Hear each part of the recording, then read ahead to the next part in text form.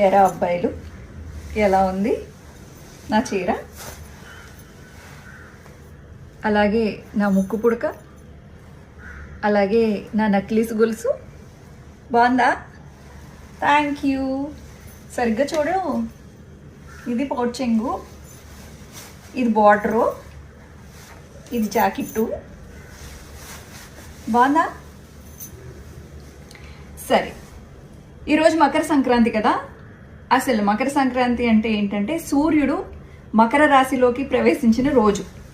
So ఈరోజు సూర్యుడికి మనం పొంగలి వండి పెడితే గనక చాలా చాలా మంచిది. సూర్యుడిని మనం ప్రత్యక్షంగా చూస్తాంగా, సూర్యుడు అయితే దేవుడని ఒప్పుకుంటారుగా. మిగతా దేవుళ్ళ గురించి అబ్బో ఉన్నారో లేదో, వాళ్ళందరూ మహర్షులకి ఋషులకి ధ్యానాలు యోగాలు ఇవన్నీ చేస్తే కనిపిస్తారమ్మా అని అంటే, మీరు ఏ యోగాలు ధ్యానాలు చేయకపోయినా కానీ సూర్యుడు అయితే మీ అందరికీ కనిపిస్తున్నాడు. సో ఆయనకి ఈరోజు మనం సత్కరించుకోవాలి. ఎలా? పొంగల్ పెట్టి. ఇప్పటి వరకు మీరు పొంగల్ పెట్టలేదు అనుకుంటే కనుక ఇప్పుడైనా పర్వాలేదు, అస్తమించేలోగా పొంగల్ పెట్టండి, చాలా చాలా మంచి జరుగుతుంది. అలాగే సూర్యుడు మనకి నిజంగా వెలుగు లేకపోతే, చీకటి పడితే ప్రతి జీవి భయపడుతుంది. వెలుగుంటే ధైర్యంగా ఉంటుంది. అలాగే ఆ వెలుగు ఉండటం వల్లనే పంటలు పండుతాయి, మనందరం తింటున్నాం.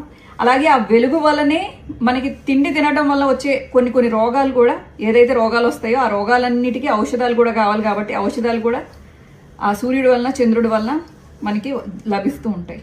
నాట్ ఓన్లీ దాట్, అసలు ఇంకా చెప్పుకుంటూ పోతే సూర్యుడి గురించి గొప్ప చాలా ఉంటుందండి. సూర్యనారాయణ మూర్తి అంటే నారాయణుడు అని చెప్పేసి అంటారు, సాక్షాత్తు విష్ణుమూర్తి స్వరూపం. అలాగే దీర్ఘకాలికమైన చర్మ రోగాలున్నా, లేకపోతే ఏం చేసినా కలిసి రావట్లేదురా స్వామి, అసలు నా వ్యాపారాలు ఏంటి, ఎందులో పెట్టిన నష్టం వస్తుంది అని అనుకున్న వాళ్ళు కూడా సూర్యనారాయణ మూర్తి అంటే ఆదివారాలు చేస్తే కనుక వాళ్ళకి చాలా చాలా కలిసి వస్తుంది. అలాగే దీర్ఘకాలికమైన చర్మ రోగాలు, ఏ రోగాలున్నా సరే, లేకపోతే గ్రహపీడలు ఏ ఉన్నా సరే, సూర్యుడికి కనుక పూజ చేస్తే మీకు అన్ని శుభాలు జరుగుతాయి అన్నమాట. అంత చాలా మంది ఆదివారం వస్తే చాలు నాన్ వెజ్ తినేస్తూ ఉంటారు. కానీ ఆదివారం నాడు గనక సూర్యనారాయణ మూర్తి పూజ చేస్తే గనక ఒక పత్రం, ఒక ఫలం, ఒక పుష్పం, లేకపోతే కనీసం ఒక నీరు ఆయనకి సమర్పించినా కూడా, జస్ట్ వాటర్ ఇలా అర్ఘ్యమిస్తూ ఉంటారు. సో అలాగా ఏం చేసినా కూడా సూర్యుడు సంతృష్టి చెందుతారు. సో మీరందరూ సూర్యనారాయణ మూర్తి పూజకి